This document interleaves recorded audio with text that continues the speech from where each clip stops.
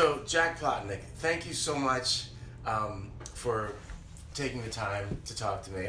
First of all, let me say what a magical influence you've had on my not only my work but my life, especially my work, bringing the fun, and I know that's your mission, and it's been very effective with me. I've shared it constantly with all kinds of actor friends and even non-actor friends, because the joy of life is in your work and you're passing it on, and that's a beautiful thing that I like to share. Oh, thank you. Okay, so now that we've gotten that out of the way, I'm at a crossroads of sort as an actor. Okay, I have a break and a movie that I'm the lead in, and typically what I do is read the script 100 times, go through a series of questions analyzing the action, objective, intention, the what's also the actor triad. But recently, after reading your book, New Thoughts for Actors, on the jackplotnick.com website, beautiful, free, generous, see how generous he is, I experimented with not doing any of that. And literally going to the set with my lines memorized and seeing what I would do as myself under those circumstances. And I love how you put that. And I had remarkable results. But those were, like, the first one was like a student film and the stakes weren't very high. And now I'm tempted to go back to my tools that I've had, and probably are, I didn't get as good results because... Back using the tools, you didn't get as good as results? Yeah, the results I got using your methods were more spontaneous, more fun, more alive, and just generally better acting. But now that I have a feature that I'm the lead in, I'm scared and want to retreat back to the tried and true. And so, do you think you should follow an impulse that comes from fear? Well, and this is exactly, I think, at the heart and soul of your work, is there are impulses that come from fear, and there are impulses that come from, I think you would say, magic or love. Love, yeah. My two words for acting are faith and trust. And I always say if something you're doing in your acting doesn't sound like those two words, you could probably just get rid of it, because I don't think it's helping you to act, to behave as if this is really happening to you for the first time.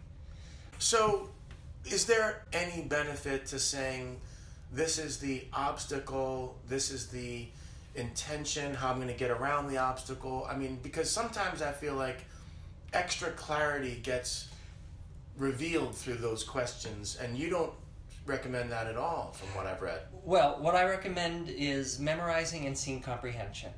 And what we're talking about right now is different ways to approach scene comprehension. I approach it from a completely non-result oriented place, whereby all I'm doing is getting the literal, obvious circumstances of the scene or film, right?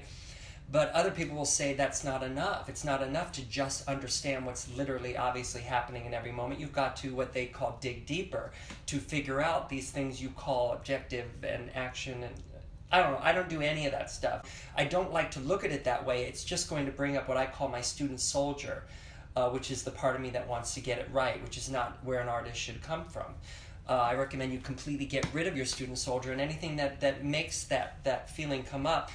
Now, the mistake that actors make is when they look at a script, they go, this is a scene, and then you're screwed because your vulture will get involved. Your vulture is the half of you that is result-oriented, fear-based, and will say, oh my God, it's a scene. Well, what are the actions, beats, objectives? What thoughts should you be thinking? How should you say these lines so to get it right? The way I say to do healthy scene comprehension, and this is why scene comprehension is so easy, you just look at the script and you say, this is really happening to me. So what's happening? And when you look at it that way, it's so easy to see what's literally obviously happening in every moment, and those are called the circumstances. And in those circumstances live these things you're talking about. What do I want? What's keeping me from it? But I just don't look at it in those terms. I just want to understand what's literally obviously happening, and then everything past that I will discover in the performance. It will be delivered magically and potentially be different on every take. When you start working with your vulture to get him to quiet down, you've started to tame him is what you've done. And now you're playing joyfully and you're saying, I'm having better performances because I'm allowing things to happen.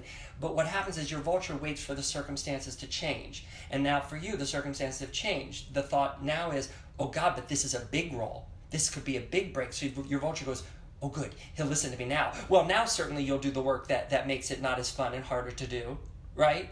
And you're going, oh, maybe I should. But don't listen to him. I love this. I've had actually great results from taking a picture of that portion of your book that has the exchange between the vulture, and mine sounds something like this. What are you doing here? You're not going to get this job.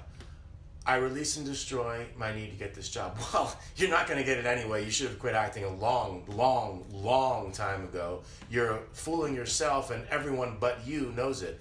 I release and destroy my need to feel bad. That's one of my ones that has been very helpful. Oh, good. This is one of the things I love about the work that you're doing is actually there is play in the exchange between the what you call the true voice and the vulture voice. I mean, I'm actually having fun like responding to the vulture. And it's been so helpful. And I go in now and